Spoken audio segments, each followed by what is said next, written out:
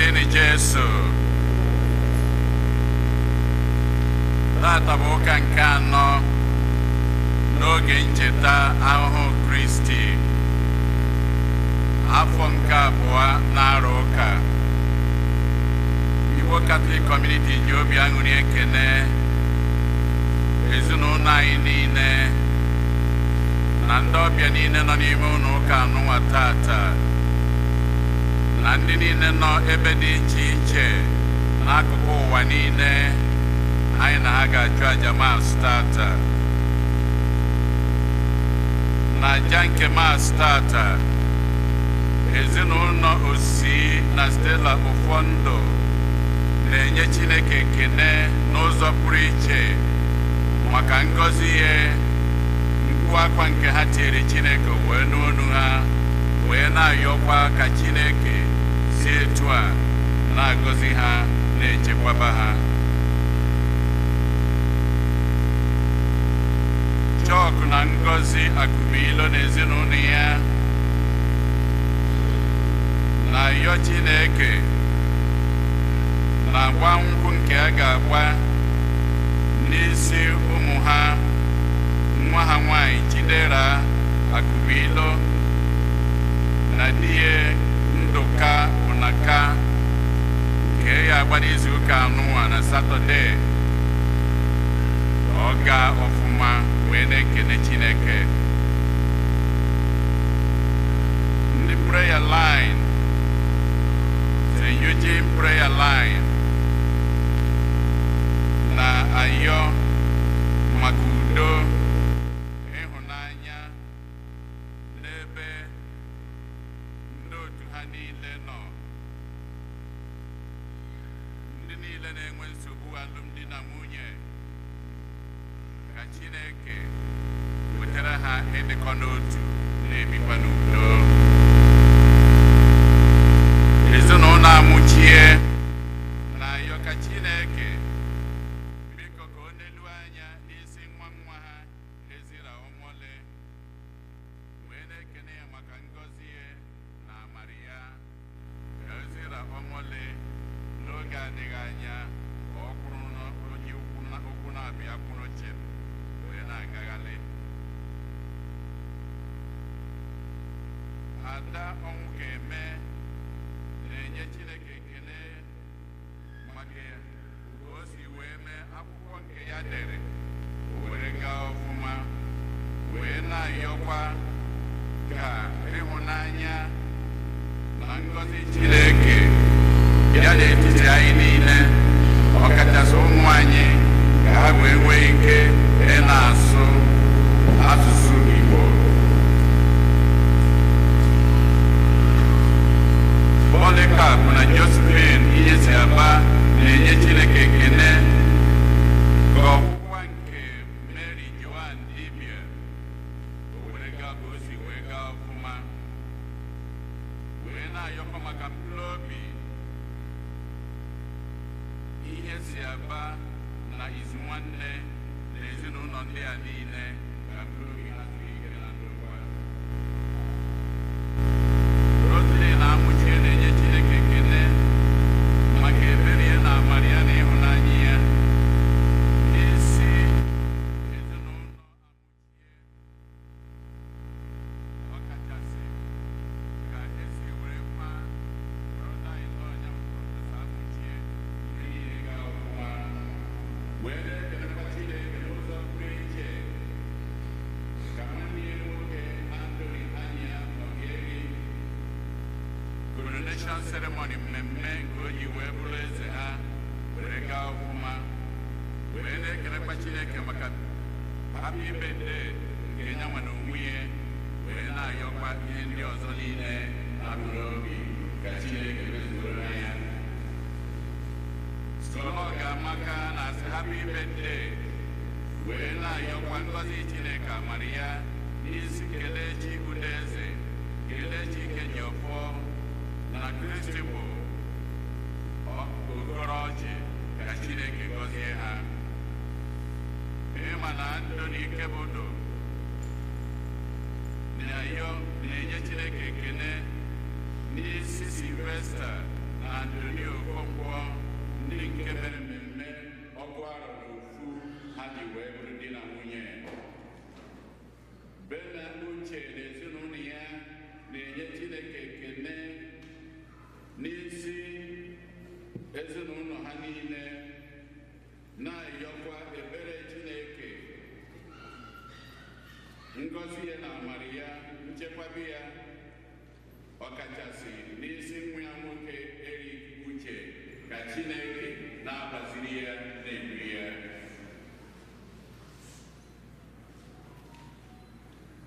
Ezinụlọ ụfọdụ na ọkọdue na-ayọ maka mkpụrụ obi Rita Chinwe Ututo.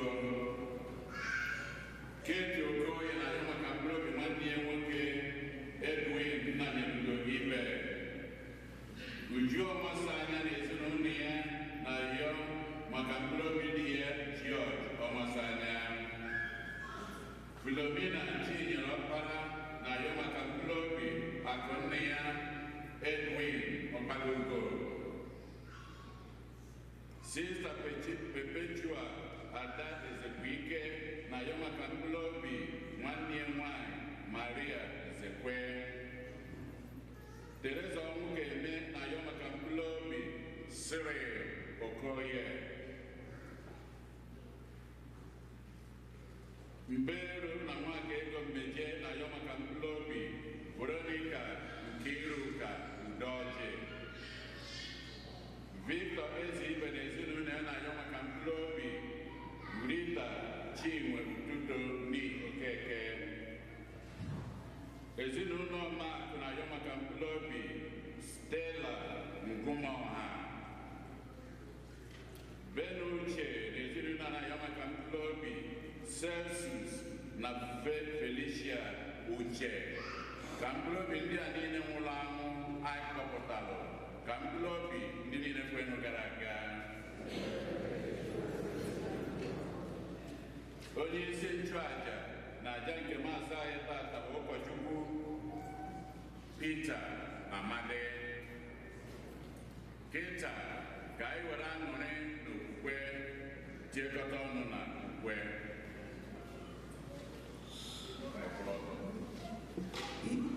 In 53.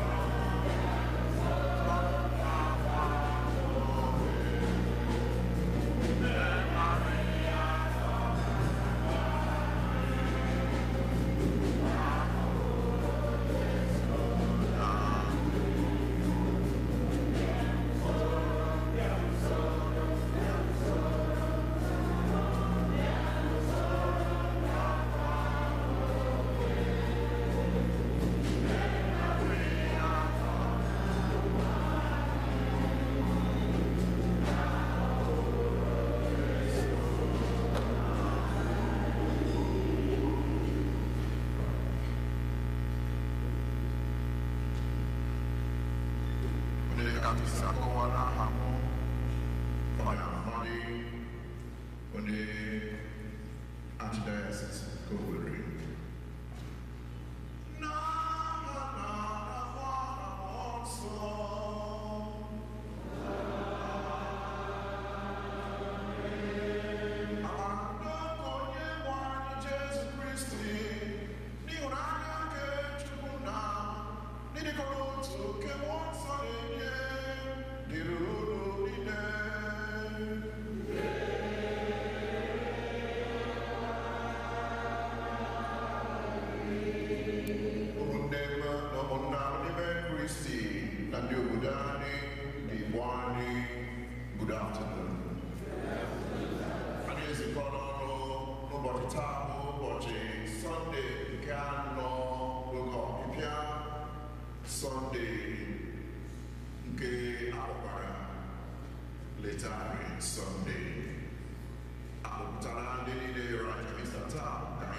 na-ejekwa ha n'ihu Chineke na-arịọ maka ebumnuche ha ka Chineke nwee ike nnabata ya. Ka anyị na-ejekwa anyị niile n'ihu ebumnuche ọma anyị ndị ọzọ dị iche iche n'ihu na-arịọkwa maka ngozi na ebere Chineke n'isi anyị niile.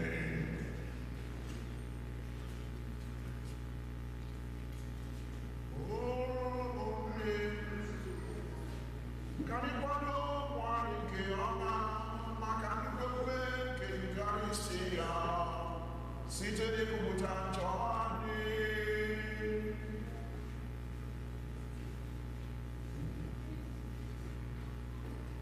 Na-ekwupụta agwa Chineke jike niile.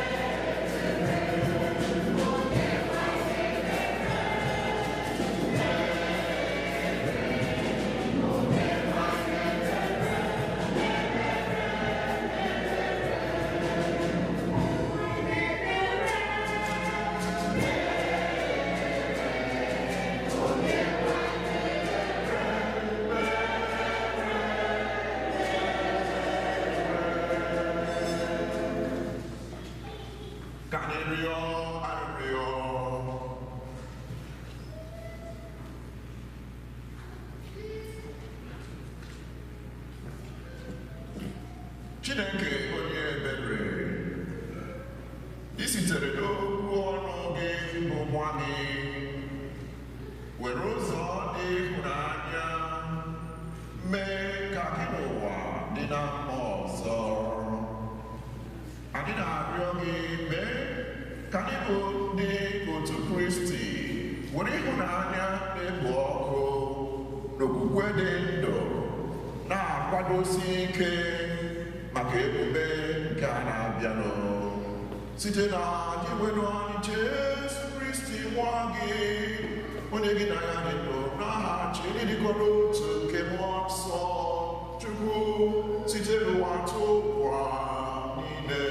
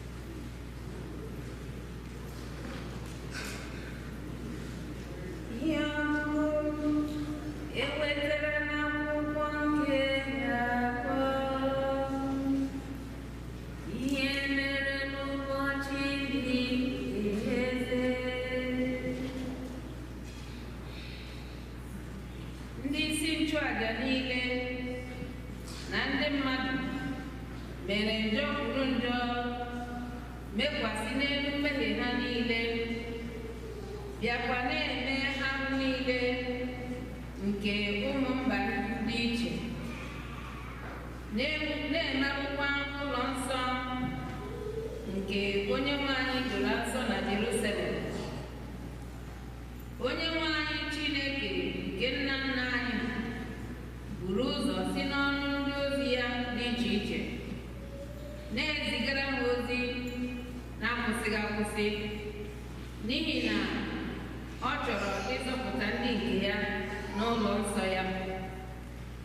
Ma ha jiri ndị ozi Chineke mere ihe ọchị, nupụkwa isi n'aka dọrọ ha na ntị.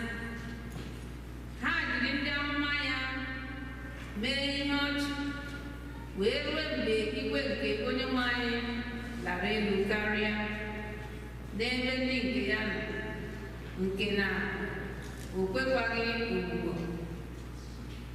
Ọ bịa were eze ndị Kelia buso ha agha, onye kwụsịrị ụmụ okorobịa ha n'ebe kacha nsọ nke ụlọ nsọ, nke na o nweghị onye ọnwụ hapụrụ, ma ụmụ okorobịa ma ụmụ agbọghọbịa ma okenye ma onye na-ala ezumike nka. O were ihe niile nyefee eze ndị Kelia n'aka. Ndị iro ha bịara were ọkụ sure ụlọ nsọ Chineke, kụdacha mgbidi Jerusalem, surukwa ụlọ eze ọkụ, bịakwa laa ihe dum bara uru na Jerusalem niile. Nebukadneza buru ndị mma agha bufọrọ laa Babilọn. Ebe ahụ ka ya na ụmụ ya jiri ha mere ohu, wee ruo mgbe alaeze ndị Peshia were ike ọchịchị. Ihe niile ndị a bụ ihe mere iji mezuo okwu Onyenwe anyị si n'ọnụ Jeremaya kwuo sị, wee ruo mgbe ala weghachiri ụbọchị ezumike niile lafuru ya, n'oge niile ahụ ọ nọrọ n'efu, ọ ga-edogide ụbọchị ezumike azọ ruo 7. N'afọ mbụ nke Saịrus eze Peshia, iji mezuo okwu ahụ Onyenwe anyị siri n'ọnụ Jeremaya kwuo, Onyenwe anyị kpalitere mmụọ nke Saịrus eze Peshia ka o tie iwu, depụtakwa ya ebe mmadụ niile ga-ahụ ya na alaeze ya gburugburu. Nke a bụ ihe Saịrus eze Peshia kwuru: Onyenwe anyị Chineke nke eluigwe enyela m alaeze niile n'ụwa. O nyela m iwu ka m wuoro ya ụlọ nsọ na Jerusalem nke dị na Judea. N'ihi ya, onye ọbụla n'ime unu so na ndị nke ya, ka Chineke nye ya, ka Chineke nọnyere ya, ya gbagobe ebe ahụ.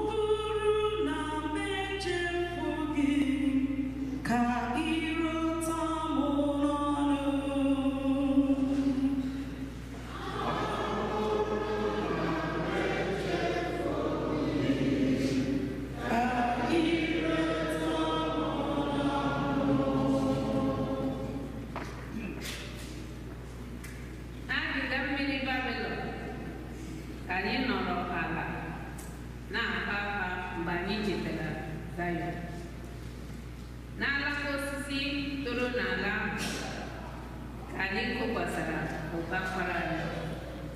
Ọ bụrụ na m echeta gị ka ire ụtọ m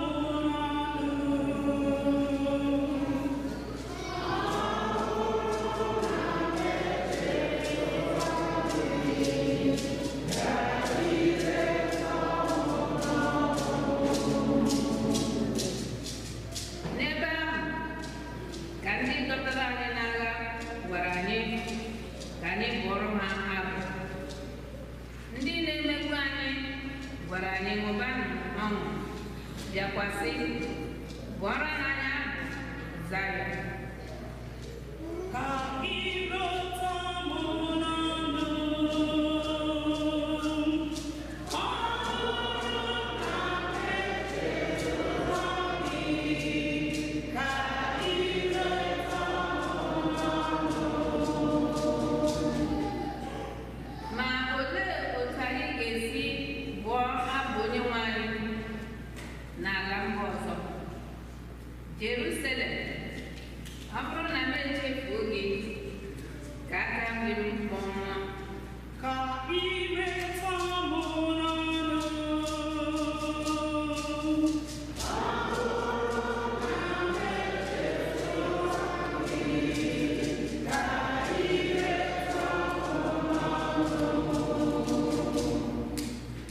Ọ bụrụ na m ghara icheta gị, ire m rapara okpu ọnụ m.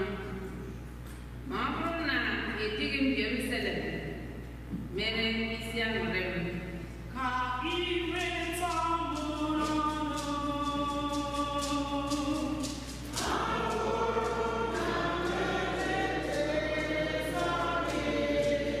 Ka ire ụtọ m n'ọnụ.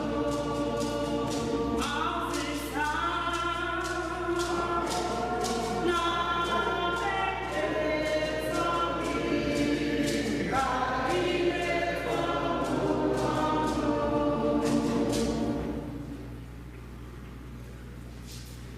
Ihe ọgụgụ e wetara n'akwụkwọ ozi Pọl dị asọ degara ndị Efesọs. Chineke bara ụba na amara n'ihi na ịhụnanya ya n'ebe anyị nọ ebuka. Ọ bụrụgodu mgbe anyị nwụrụ anwụ site na njọ anyị, Chineke kpọbatara anyị na ndụ n'ime Kristi. Chineke ji amara zọpụta ụnụ. N'ime Kristi Jesu, Chineke mere ka anyị na Kristi soro bilite n'ọnwụ, bịakwa nye anyị na ya ọnọdụ n'eluigwe. Nke a bụ iji gosi ndụrụga ndụ niile na-abịanụ, site n'imere anyị ihe ọma dị egwu n'ime Jesu Kristi, na amara ya anaghị agwụ agwụ. Ebe ọ bụ na ya ejiri amara zọpụta ụnụ site n'okwukwe, na ọ bụghị site na ike aka ụnụ, kama site n'onyinye amara Chineke, na ọ bụghịkwa site na ihe ọbụla unu metara, ka mmadụ ọbụla gharakwa ịnya isi. Anyị bụ ọrụ aka nke Chineke kere n'ime Kristi Jesu, ka anyị wee na-ebi ụdị ezigbo ndụ ahụ Chineke kwadoro n'isi mbido na mmadụ ga-ebi. Okwu nke Osebụ. Otito na-ebube dịrị gị, dị ebube Kristi. Otito na-ebube dịrị gị,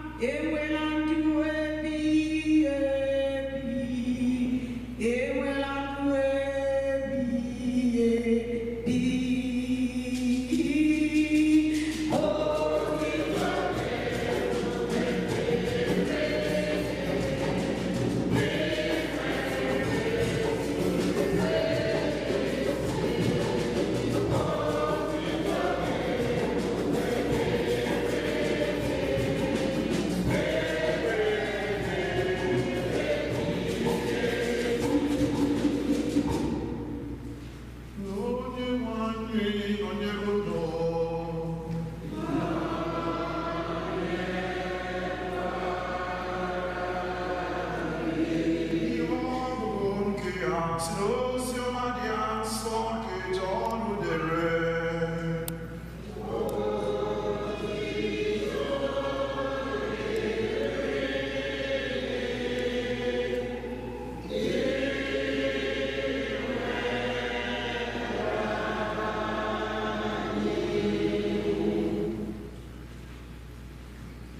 Jesu gwara Nicodemus dịka Mozis si welie agbụ elu n'ime ọzara, etu ahụ ka a ga-esi welie Nwa nke Mmadụ elu, ka onye ọbụla kwere na ya nwee ndụ ebighị ebi. Chineke hụrụ ụwa n'anya nke ukwuu, nke na o nyere n'otu nwa ya, ka onye ọbụla kwere na ya ghara ịla n'iyi, kama ka o nweta ndụ ebighị ebi. N'ihi na Chineke eziteghị nwa ya n'ụwa ka ọ maa ụwa ikpe, kama ka ọ zọpụta ụwa. Agaghị ama onye kwere na ya ikpe, ma ama na-arị onye na-ekweghị na ya ikpe, n'ihi na o kweghị na nwa ahụ Chineke mụrụ naanị ya. Nke a bụ ikpe ọmụma ahụ, na onye ahụ bụ ihe abịala n'ime ụwa, ma ndị mmadụ hụrụ ọchịchịrị n'anya karịa ihe, n'ihi na omume ha jọrọ njọ. Onye ọbụla omume ya jọrọ njọ na-akpọ ihe asị. Ọ dịghị abịakwute ihe ka a ghara ime ka ajọ omume ya pụta ihe, ka ezi omume ya wee pụta ihe, n'ihi na o mere ya n'irubere Chineke isi. Ma onye na-eme ezi omume na-abịakwute ihe ahụ, ka ezi omume ya wee pụta ihe, n'ihi na o mere ya irubere Chineke isi. N'ozi ọma onye nwanyị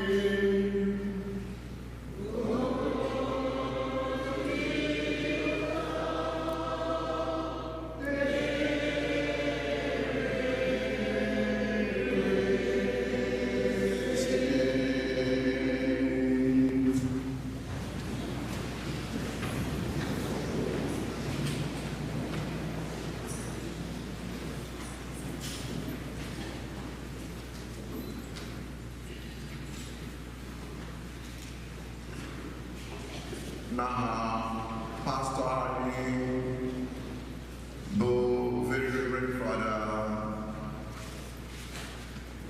Jude Mobi, onye ekegere n'ikikere nji nọrọ n'etiti unu n'ụbọchị taa, ka m ji na-ekele ụlọ ọzọkwa na-asị ndewonu. Ọnụ Igbo ole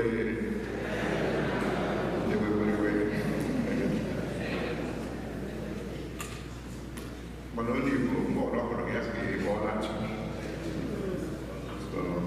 Asụsụ anyị na ekele anyị ịbọọla chi.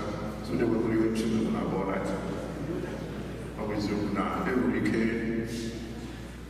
adị ndeleke mma, mana mgbe ijiri nwanne gị nwoke nwanne gị ọwụ sọ anyị bụ ekele unu niile, ka a na-anabata unu na-anabata anyị niile n'ime aja misa anyị na-ekele Chukwu n'ime Sọnde nke anọ n'ime oge ọbịbịa. Ana m ekele Father Jude, ọkwa ezigbo enyi m. Oge anyị gara seminarị, oge anyị na-abata a na-abụ abụ na City of Wisdom Seminary Owerri. Sana m ekele ya maka ohere o nyere m. Ọ na-agụ m agụrụ ịbịa nọnyere ụmụnne m na Jabisa dị asọ ka a na-achụ n'obodo ahụ obodo California na-asụ ya n'olu Igbo. So ọ na-agụ m agụrụ oge niile. Ejiri m anọ na m ebe a ugboro abụọ atọ otu esi eme ya. Ọ na-enye m ọṅụ na mmasị. Sana m ekelekwa anyị niile. Taa bụ Sọnde pụrụ iche. Sọnde a na-akpọ Letari Sọnde. Sọnde anyị ji eso oku nzukọ nke Jibara anyị Jesu Kristi na-agbara anyị ka anyị bịa ṅụrị ọṅụ. Mana ka nzukọ na-agba anyị ogusi anyị bịa ṅụrị ọṅụ, ọ bụ gịnị ka anyị na-akwa? Anyị ka na-ebe n'ime Lent oge ọbịbịa. Ụfọdụ ka na-ebe na-ebu ọnụ. Ụfọdụ ka na-ebe n'ime mgbarụ ihu nke nọ n'oge Lent. Asị anyị ṅụrịwa. Anyị ka na-ebe n'etiti Lent. Maybe 2 weeks abụọ na-abịa abịa ma ụmụ anyị ka oge anyị ga-eji mee mmemme Ista. Mana nzukọ abụọ na-eche anyị ṅụrịwa. Ahụ gịnị ka anyị ji aṅụrị ọṅụ a? N'ihi na site n'ihe ọgụgụ ndị agụrụ anyị taa ya malitere ndụ ọmụma, anyị ga-ahụ n'ihe anyị ji aṅụrị ọṅụ nzukọ na-agba anyị okwu ya. N'ihi na Chineke gwara anyị na gịnị? God loves us. Chukwu gwara anyị n'anya. N'ihe ọgụgụ kemgbe agụrụ anyị nke si n'akwụkwọ ihe mere Chronicles, anyị hụrụ ebe a na-akọrọ anyị akụkọ maka ije Chineke na mmadụ. Otu Chineke esi n'aka ndị nna nna anyị ha wee na-egosi ihe ebere na ịhụnanya, n'agbanyeghị na ndị nna nna anyị ha meghere, n'agbanyeghị na ha nufuru Chineke isi. Mana Chineke site n'oge ruo n'oge na-ezitere ha ndị ga-agba ha ụka, ndị ga-enyere ha aka na-adọ ha aka na ntị, ndị ga-enyere ha aka na-arụ ụka n'ihu, dịka ndị amụma, dịka ndị ụkọchukwu na ndị ọzọ dị iche iche. Mana ụfọdụ oge ha anaghị egere ndị ụkọchukwu ha na ndị amụma ha ntị. Mana agbanyeghị ihe ndị a niile, Chineke gakwara n'ihu hụ ha n'anya. N'agbanyeghịkwa n'oge Chineke bịara bịa ha nwa ahụhụ mee ya ha aga n'obodo Babilọn ebe ha bụ ndị ohu, Chineke echefukwakwa ha. Chineke sikwa n'aka onye eze onye mba ọzọ bụ Saịrọs wee gosi ha ndụ ha zọpụta. Ya bụ ebere na ịhụnanya Chineke a bụ nke juru anyị anya. Anyị amaghị anyị si akpọ ya ịhụnanya Chineke, ebere Chineke. Site na agbụrụ fere na agbụrụ, site n'ọgbọ ruo n'ọgbọ, Chineke na-egosi ndị nke ya ebere. Chineke na-azọpụta ha. So ya mere n'ihe ọgụgụ nke mba ahụ a na-agwa anyị na site na ebere Chineke ka Chukwu si egosi anyị ịhụnanya ya. Chukwu na-egosi anyị ebere, na-azọpụta anyị n'agbanyeghị ụfọdụ ka anyị bụ ndị isi ike, n'agbanyeghị ụfọdụ ka anyị bụ ndị na-emebi iwu Chineke. Mana Chukwu anaghị akpọ anyị asị n'ihi na ọ bụ ihe dị iwu Chineke. Dịka onye amụma Aịzaya jiri gwa anyị, Aịzaya chapter 55 verse 9, ọ sị, dịka elu si dị elu n'ebe ala dị, etu a uche Chineke si dị elu n'ebe uche nke mmadụ dị. Ịhụnanya nke Chineke na ịhụnanya nke mmadụ abụghị otu. N'ihi na ịhụnanya nke Chineke dị iche. N'ihi na n'agbanyeghị na anyị bụ ndị mmehie, ndị na-emejọ Chukwu, Chukwu na-egosikwa anyị ịhụnanya. Ọ bụ ihe mere onye abụ ọma anyị bụrụ taa na-ebu abụọ ahụ. Mana abụ ọ bụrụ taa ka ire m takwara n'ọnụ, ọ bụrụ na eji zọọ gị. Ndị anyị na seminarị nyere ndụ anyị bụ abụọ ya ifufe isi n'ụlọ. Mgbe ahụ uru ịghọrị Chineke ezi mere ka ire m takwara n'ọnụ, ọ bụrụ na eji ifuru gị. Ọ bụ ibu gị bụ onwe gị.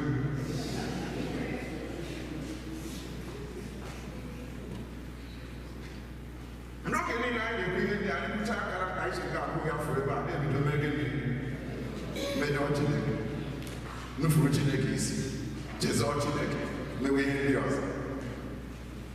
Mana n'ihi na ọ bụ ihe o ji bụrụ Chineke, ọ naghị adịkọ mmehie anyị. Ọ bụ o ji bụrụ Chineke, ọ naghị ele anya n'ihe anyị na-eme, ọ na-ele anya na ebere ya ịhụnanya ahụ nwere n'ebe anyị nọ. Ya wụrụ ya, ọ rụrụ ọtụtụ n'ime anyị ire anya mgbe na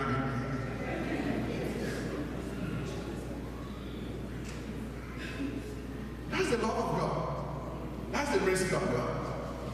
Ọ bụ ihe mere ihe ọgụgụ nke abụọ anyị gụrụ taa. Pọl dị Nsọ ji wee na-agwa anyị na n'ezie n'ịhụnanya nke Chineke a ọ na-agbakwa mmadụgharị. N'ihi na ọ bụghị na Chineke hụrụ anyị n'anya oge anyị bụ ndị enyi ya, mana Chineke hụrụ anyị n'anya ọbụla dị oge anyị bụ ndị iro ya. Ọ bịa site nwa ya bụ Jesu Kristi onye bịara nzọpụta anyị na njọ na mmehie. Ya bụzi n'ezie na anyị nwe aka ọrụ Chineke dị ka mkpụrụ dị asị n'igbo anyị n'ọgụgụ nke abụọ. We are the handwork of God. N'ihi na Chineke na-arụ ọrụ ụbọchị niile, oge niile n'ebe anyị nọ. Chineke dịka ọ na-ewere anyị tinye n'ọba aka ya, anyị dịka ite a na-akpụ ahụ eji ụrọ na-akpụ. Chukwu ewere ụrọ na-azọ ya, ọ zọcha ya eji nwayọọ nwayọọ na-emegide na-akpụ ya, na-eshepụ anyị, na-eme ya ka o nwee ike na-eyi ha ahụhụ ihe Chineke ebudo uche nke ọ bụrụ. In the prophet Jeremiah, ọ bụ oge ebe Chineke nọ na-agba anyị ụka dị etu a, because you are the clay in my hands, like a potter, I continue to form you. N'ihi na ọ bụ ebere ya ka o ji na-edozi anyị, ọ bụ ebere ya ka o ji na-achọ ka anyị nwee ike wụọ ihe ahụ bụ ihe o bu n'uche. N'ezie, n'ozi ọma nke taa, dị nwere anyị Jesu Kristi atacha ụka mgbe ege na-eje n'ezi. Gịnị ka Jesu Kristi gwara ya sị na Chineke hụrụ ụwa n'anya, mere Chineke ejiri site so otu nwa ya ka ọ ga-abụ onye ọbụla nke ekwere na nwa ghara inwe ndafu na ọnwụ ebi ebi, mana ka onye ahụ ike nwee ndụ ebi ebi. And that's the mind of God. Ọ uche Chineke n'ebe anyị nọ, ọkwa ihe webere Chineke a. Mana gịnị nwe ịhụnanya? Ụfọdụ ụkọchukwu bịara na-akọwa maka ịhụnanya, sị nwere ụdịrị ụzọ ịhụnanya abụọ. Mana n'ime ịhụnanya nke mbụ ahụ ịhụnanya anyị na-enwe ịhụnanya nke ụwa. Nwoke na-enwedebe nwaanyị nọ, nna na-enwedebe nwaanyị, nne na-enwedebe ụmụ nọ, n'ime ihe ndị a ịhụnanya nke ụwa. Ndị Grik asị ịhụnanya eleghị anya dịka filial love, ịhụnanya dịka erotic love, romantic love, ịhụnanya nke ụwa. Mana ịhụnanya adịghị dịka ịhụnanya Chineke. Ịhụnanya Chineke ka ụdị ịhụnanya dị etu a. Ịhụnanya Chineke bụ ịhụnanya ahụhụ, ịhụnanya agape love. Ịhụnanya nke na-esi n'ime obi, nke na-esi n'ime ahụ, nke na-agafe site n'ime ndụ mmadụ wee gafee n'ime ndụ onye ọzọ inyere onye ahụ aka. And a love that goes out from self to the other. Ịhụnanya ga-awụ nke nwere condition, mana ọ bụ ịhụnanya nke Jesu Kristi nwere n'ebe anyị nọ, n'agbanyeghị na anyị wụ ndị mmehie na ndị njọ, ndị nọ n'ọchịchị, ndị nọ n'ime isi, mana ndị nwere na Chineke. Ndị nwere anyị Jesu Kristi bịa zọpụta anyị abụghịzi ụmụ Chineke. So elee anyị si ahụ n'anya? Ụfọdụ na-ahụ n'anya dịka ịhụnanya nke ụwa. Ndị ịhụnanya dị etu a, ya ma gị ịhụnanya ma ahụ gwara nwere. Onye kele nsọ na-eme ekele. Ya kwa m ikele ma nsọ na ekele. Nsọ na agaghị ekele ka kwa eziokwu. Na-amụghị isi. Ụdị ịhụnanya ahụ bụ ịhụnanya nke nwere kọndishọn, enwere ihe ndị elekwasị anya, ya ma ahụhụ ihe ahụ, this love of the world, ịhụnanya agaghị emesi.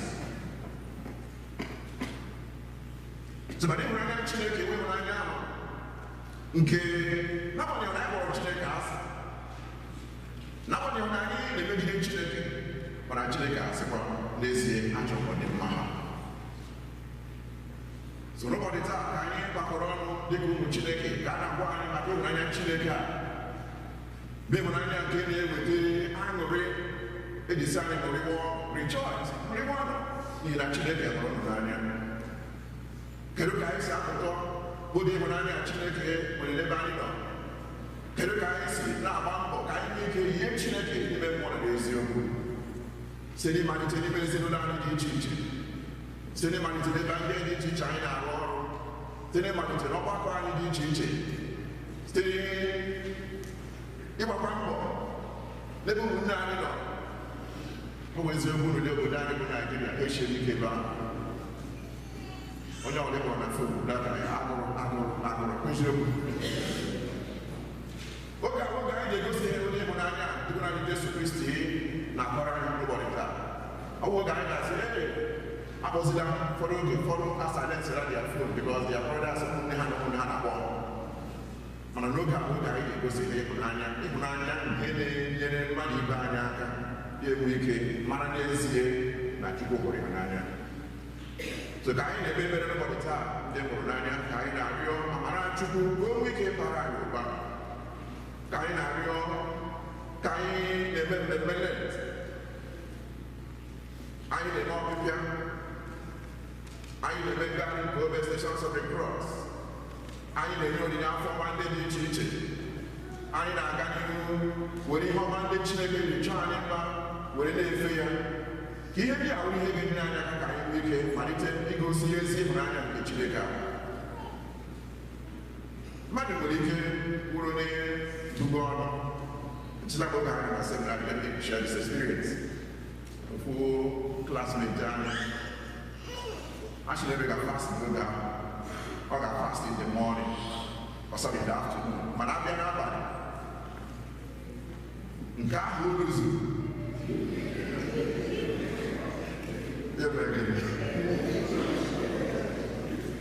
ya kọrọ anyị. It takes people more than 33 people or 33 plates. So n'ezie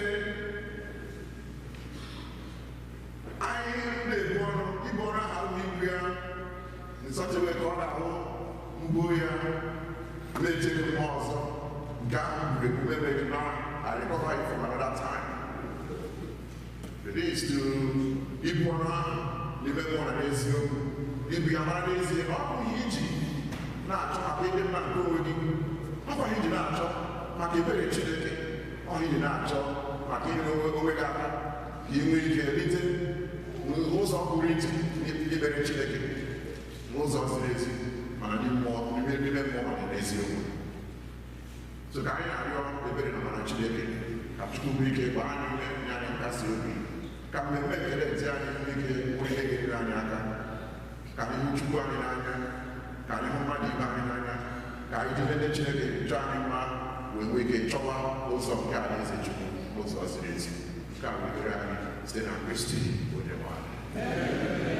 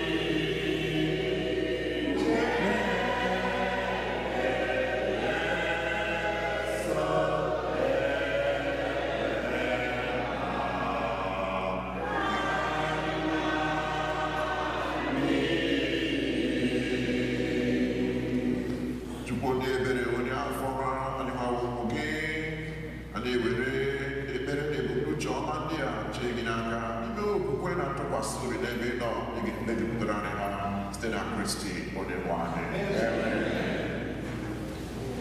In 54, Ugbo Onyinye, in 54, Catholic hymn.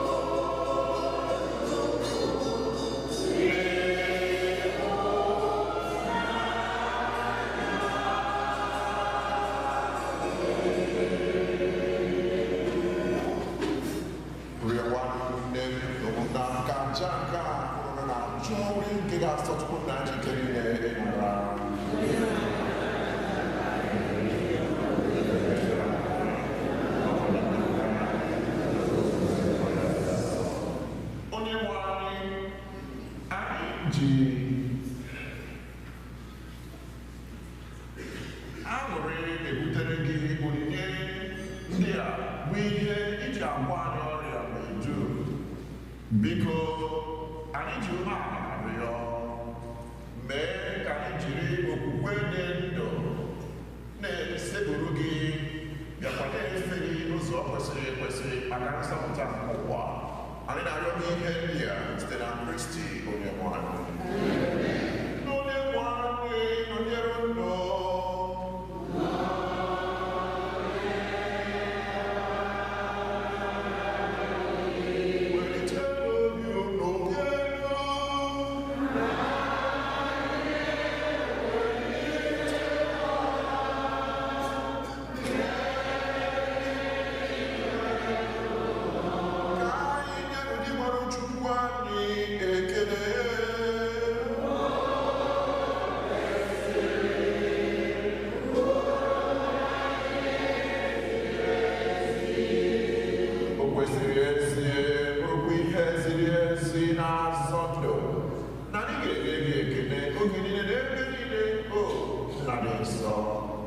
Chineke eji ike niile, onye dị ụwa tụ ụwa site na Kristi dị nwere anyị, n'ihi na ọ bụ gị tiri ndị nke gị iwu iji aṅụrị na obi dị ọcha were na-akwado n'afọ ọbụla maka emume nke pastọ. Ọ bụ site n'itinye obi anyị na-ekpere n'ọrụ nke ịhụnanya na site n'isonye ugboro ugboro n'emume niile nke nzukọ dị ndụ anyị nsọ, ka anyị ji ejupụta na gracia nke Chukwu. N'ihe nke na anyị na-eso igwe ndị mmụọ niile nke eluigwe na-eto ebube gị oge niile n'ukwe na ekwe. Nsọ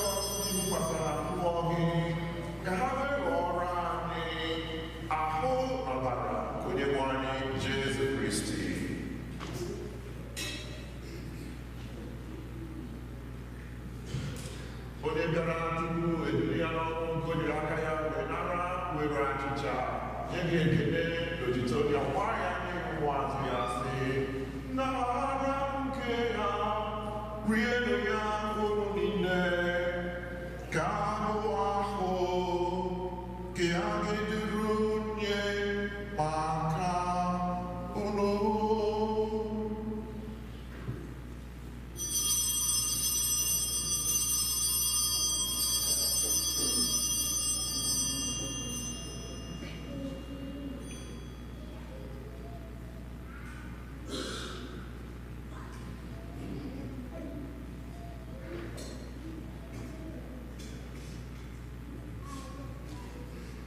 Etu ahụ kwa o siri mee mgbe ha richara nri anyasị, o buru iko mmanya nyekwa gị ekele n'otito bunye ya ụmụazụ ya na-asị nara nke ya ọrụ ya unu niile ka iko nke ọbara ọgbụgba ndụ ọhụrụ dị ebighị ebi a ga-agba ya n'ihu na n'ihi mmadụ niile ka e were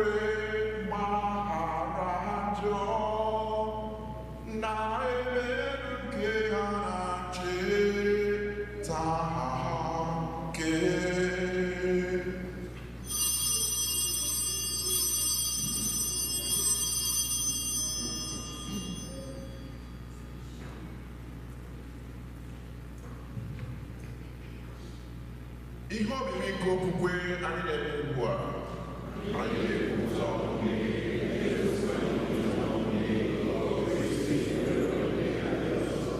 nna na ncheta nke ọṅụ na-amalite n'ọṅụ nke nwa gị, anyị ebunye gị achịcha nke ndụ na iko nke nzọpụta. Anyị na-ekele gị n'ihi na ị kwere ka anyị dị mma ịkwụrụ n'ihu gị na-efe gị. Anyị ji umeala rịọ ka anyị bụ ndị na-anata ahụ n'ọbara nke Kristi bụrụ otu site na njikọ nke Mmụọ Nsọ. Na cheta nzukọ gị kasịrị ụwa niile, mee ka ịhụnanya gị jupụta ya. Gosi okwu anyị bụ Francis na bishọp anyị bụ Jose na ndị ofufe ọlta gị niile. Chetakwazị nne anyị ndị ji okwukwe were gaa ezumike nke ọnwụ. Kpọbata ha na ndị ọzọ niile nwụrụ anwụ n'ihe nke ebube gị. Biko meere anyị niile ebere ka anyị soro Virgin Maria dị ngozi nne nke Chukwu na ndị apọstụl na ndị nsọ gị niile ndị mere uche gị n'ụwa were keta ndụ ebighị ebi. Ka anyị sorokwa ha na-eto gị na-edo gị ebube site na Jesu Kristi nwa gị.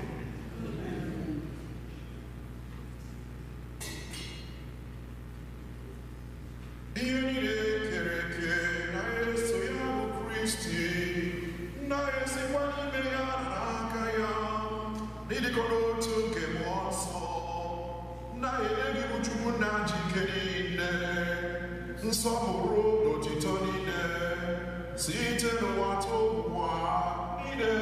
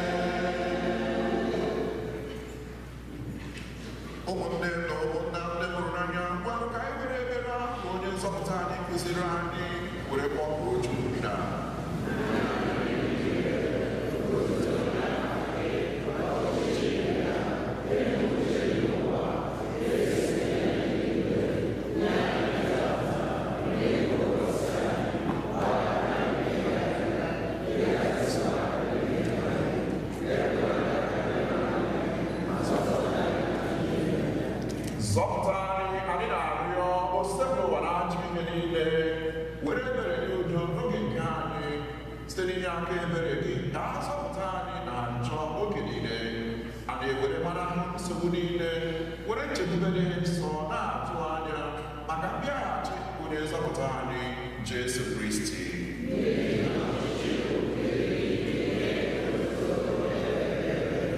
Onye nwe anyị Jesu Kristi, onye gwara ndị apọstọl gị, udo ka ha kpọrọ ụlọ, udo nke ka m na-enye ụlọ, elekwara anya na njọ anyị, kama lekwasị anya n'okwukwe nke nzukọ gị. Nye ya udo na ịdịkọ n'otu mgbe niile nke uche gị siri chọọ, gị bụ onye dị ndụ na-achị ebebe ebebe. Udo ka o si n'ụwa ịrụ ụlọ mgbe niile.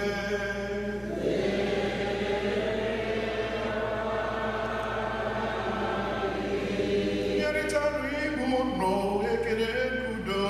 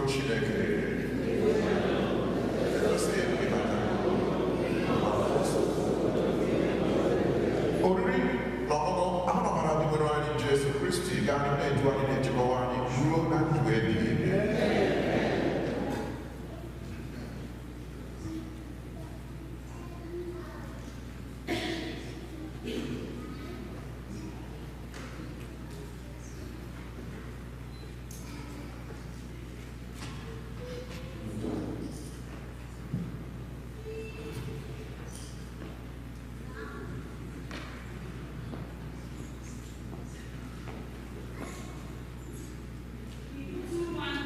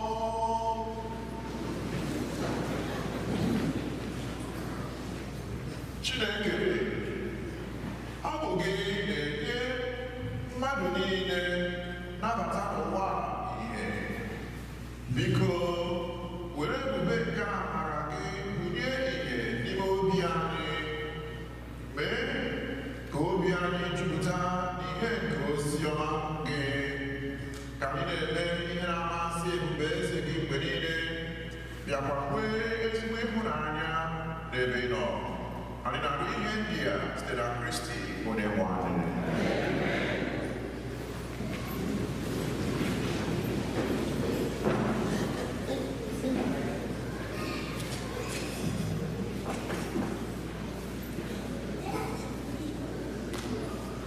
Dịka esi wee kwu na mbido tupu ebido ụka na echejigo taịm maka o nwere ndị ka na-abata n'ụlọ ụka kịta na-asị na anọ n'ụka 12 na 1 o'clock anaghị abịa. So ihe amasị ka ihe esi were mee ụbọchị ụka ọzọ enwerezi excuse for being late.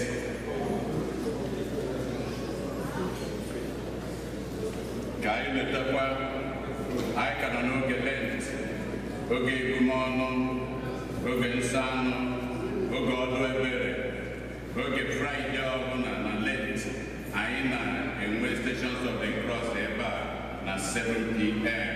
ka anyị leta ya. Mọnde nke ofe izu ụka echi March 18 a ga-enwe penance service ebe a iji kwadobe onwe anyị maka emume nke Easter.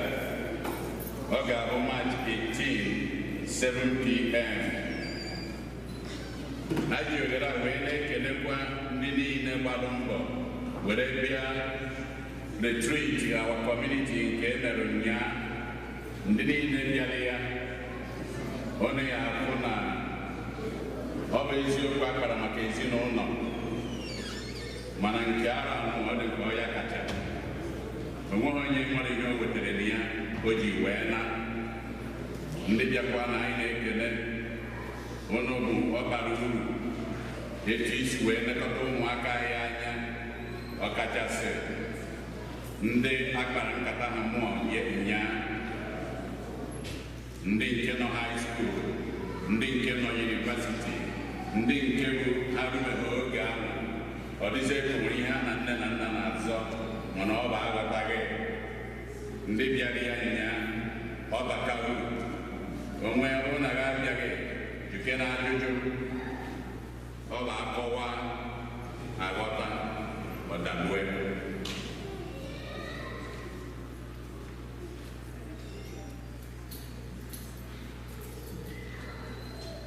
Ndị ka nsi wee kwu ụnyaahụ, ọ bụrụ na o nwere ka o si iwe nwa ikorobịa nwa agbọghọbịa, ọ dịghị ka okwue ikwue kama o yiri etu ahụ. Fara mere anyị retreat ụnyaahụ bụ a psychotherapist, Fada Keke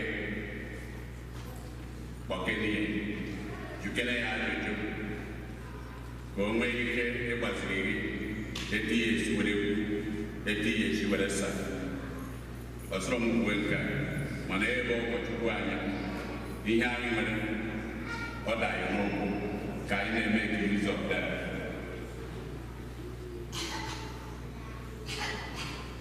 Ikusa convention ka anyị na-ama ọkụ ya flyer dị na bọọdụ ka anyị lote June 27 to June 30. Otu dị iche iche ndị na-akwado ndị young adult, ndị youth, music competition ha ncha ka a na-akwadisi ya ike. Anyị nwakwanụ ịgba tiketi, ibuku hotel ka information dị na bọọdụ. Ọgbakọ ụmụ nwaanyị Igbo Worldwide Foundations na ndị Aaron Community Cultural Center ha ya eke nri, free food and free supplies ebe anụnwa na March 23rd 1 p.m. ha so nwere onye ọsọ ha ya eke nri, free food, free supplies na ha ya eyi ebe a na March 23rd at 1 p.m. Detuo onye detue ọ bụ ndị anụnwa ọgbakọ ụmụ nwaanyị Igbo Worldwide Foundations with Aaron Community Cultural Center. Ọ bụ ha bụ ndị na-asị ka esi ozi anụnwa. ụlọ akọ na ọbụrụ mma na-enye ọ bụ ndị otu a.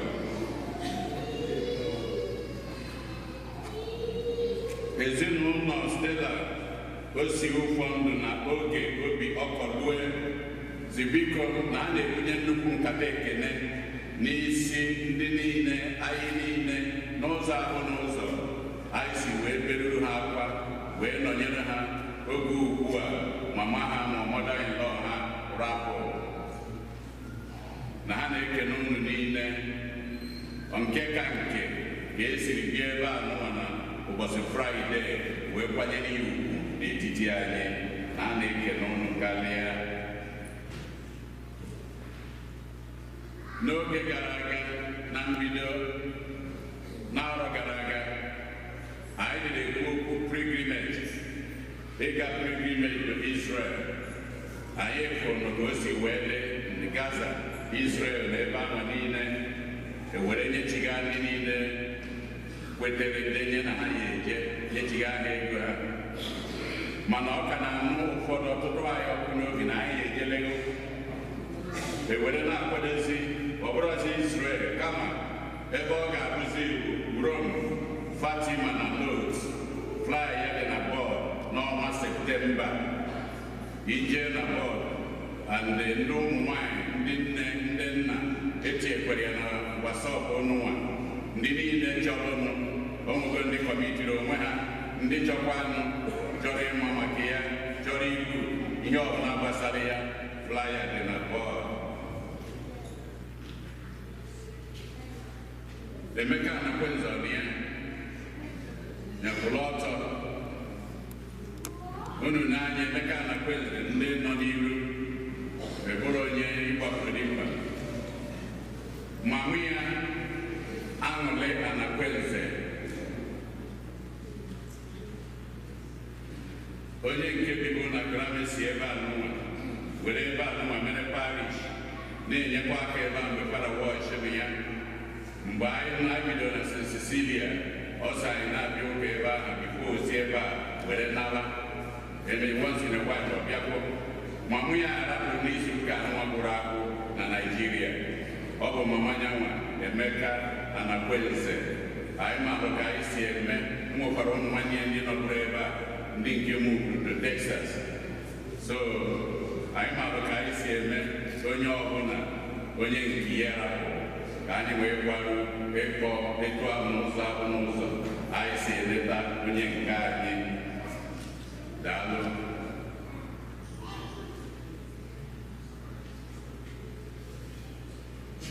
Adọm ka emekere ebe ị nọ kwụrụ ọtọ nye njesi akwụrụ ọtọ adị na-asị apụtarazịa unu n'anya o derugo akwụkwọ maka ụmụaka nna ọ dịka ya pụta n'etiti maka na ịdọchara nne ha na-afụ ọfụma epụta n'etiti ka ha fụrụ mana ọ na-enwere tebụl na agbasa. O derugo akwụkwọ maka ụmụaka were dekwa nke anụmodel ọ bụ maka ụmụaka anyị ihe gbasara igwe anyị na ọ na-asọgbu ya asọgbu na ya agwa mbọ fụ nọ n'ụzọ abụ n'ụzọ anyị etinye aka ka kọlcha anyị ka langweji anyị ka omume anyị ka ọ na-aga n'ihu ya anyị na-eme etu o si were masị ya o were lọnchịkwa akwụkwọ nke anụnwa n'izu ụka abụọ ịtọ gara aga na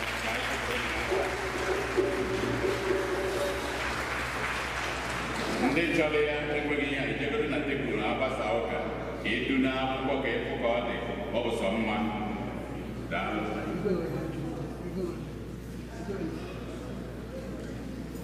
Agọrọkwana m ego n'ọbụ onye ka o ji nweta tebụl n'ilo ndị na-ajụ maka ego n'ọbụ enwere ebe m fụrụ ya ebe a. Ndị tata bụ ụbọchị izi ha na-abịa ụka ebe a ha kwụrụ ọtọ. If today is the first time you are worshiping with us here, please may you stand. First time worshipers. Biko ka anyị kụpụkwa n'aka. First time worshipers. Anyị nwere okwu onye tata anyị na-ekele ihe were na-asụkwa anytime you are around us here, please come back and worship with us. Thank you very much. Anyị wee na-ekelezi ụkọchukwu kara anyị ụka tata bụ Fada Peter Amadi. Ọ nọ na St. ebughị ebe a soro kọnselebreti ya mana tata nye ma nwezi ụka tata ọ kaala anyị nye ma bụbụ were archdiocese ọ bụ ebe o si ma ọ nọ na St. Jerome ebe a nụma mgbe o si ụzọ kọmpi were gbala ebe ahụ ebe o si were bịa were gabazie obodo oyibo na St. Jerome.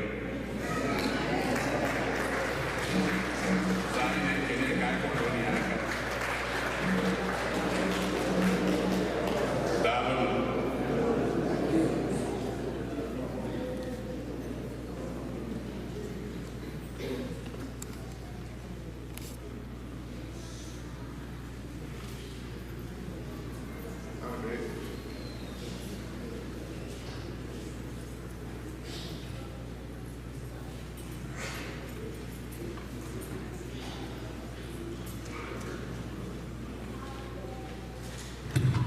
Ana m ekele anyị niile maka nnọkọ anyị taa, na-ekelekwa katkist ụzọ pụrụ iche. Ana m ekele Fada Jude, kelekwa ya ọzọ maka obodo nyere taa ọnụ na akụkọ ọ na-agụmagụrụ ịbịa ịnọnyere unu oge niile. Zakara m na-arịọ Chukwu ka ọ na-enye m ikikere m ga-eji nwee ike na-abịa oge niile na-anọnyere ụlọ n'ihi na gidigidi iwu ogene ise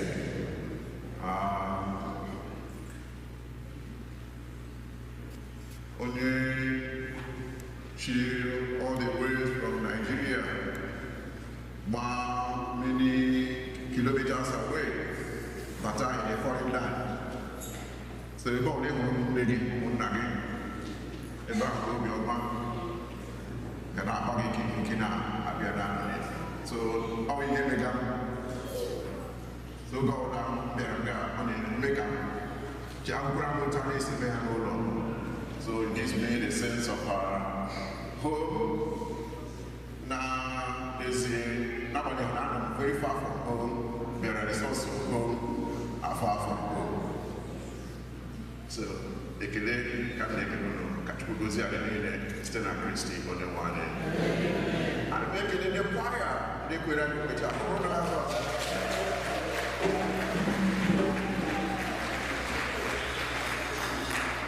ndị kwaya mama Parajun ọbụla na international.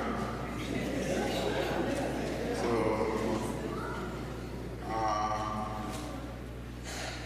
anyway, already agbara m na mmereje a lot of places na-ekwu sama kwa oge oge rukwa aga na abụ maka ihe ndị ọzọ.